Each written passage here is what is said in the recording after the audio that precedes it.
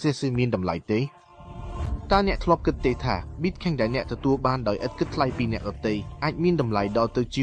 $10,000ប៉ុន្តែអ្នកបានលក់វាចោលដូចជាអីវ៉ាន់អត់តម្លៃនៅថ្ងៃដែលវាអាប់ឡូតដូច្នេះថ្ងៃនេះខ្ញុំចង់និយាយអំពី KC ជាមួយអ្នកទាំងអស់គ្នាប្រសិនបើអ្នកគិតថាវាជាអីវ៉ាន់ដែលបានផ្ដល់ឥតគិតថ្លៃអ្នកប្រហែលជាមិនអាចរកចំណេញបានទេថ្ងៃនេះខ្ញុំមិននិយាយអំពីទ្រឹស្ដីទេខ្ញុំនិយាយអំពីតុល្យភាពនិងការយល់ដឹងដែលពិតប្រាកដគ្រាន់តែជាការពិតប៉ុណ្ណោះស្ដាប់ចប់អ្នកនឹងយល់តើអ្នកចង់លក់ពងមាន់ចោលឬចង់ចិញ្ចឹមវាឲ្យក្លាយជាពងមាន់ក្នុងជីវិតរបស់អ្នកដូច្នេះ CC ជាអ្វីជាក់ស្ដែងក្នុងពាក្យមួយ KC គឺជាដោយកណ្ដាលនៃបណ្ដាញផ្គត់ផ្គង់អាកាសចរដែលអនាគតនៃប្រតិបត្តិការទាំងអស់លើបណ្ដាញដាបការប្រើប្រាស់ការបង់ថ្លៃ gas សេវាកម្មស្ពានឆ្លងបណ្ដាញនិងការទូទាត់ stablecoin មិនអាចខ្វះវាបានវាមិនមែនជារបស់ដែលត្រូវបានបង្កើតឡើងដោយការលក់ដាច់ទេប៉ុន្តែវាត្រូវបានប្រើប្រាស់អ្នកអាចយល់ថាវាជាអង្គធាតុបង្កើតថាមពលនៃ blockchain អ្នកណាប្រើអ្នកនោះត្រូវបង់ថ្លៃប្រើប្រាស់ច្រើនតម្លៃ KC ក៏កើនឡើងហេតុអ្វីបានជា CC មានតម្លៃយើងមកមើលទំនាក់ទំនងនៃពាក្យ4ចំណុចបន្ទាប់ពីថ្ងៃទី8ខែឧសភាវានឹងមិនបន្ថែមចំនួនទៀតទេចំនួន KC ត្រូវបានកំណត់ទី2មានអ្នកប្រើប្រាស់ចុះឈ្មោះជា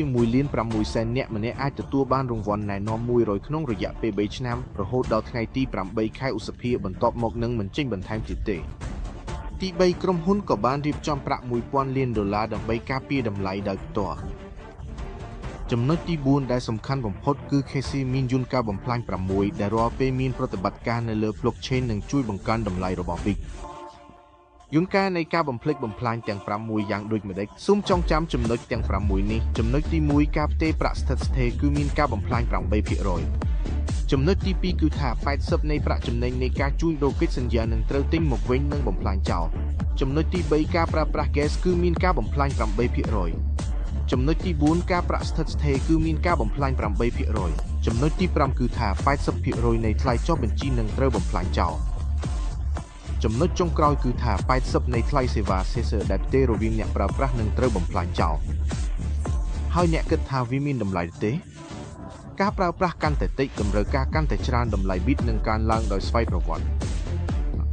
យុទ្ធសាស្ត្រចំណេញពិតប្រាកដគឺការគ្រប់គ្រងបន្ថែមជាមួយនឹងភាពកម្រនៃវត្ថុ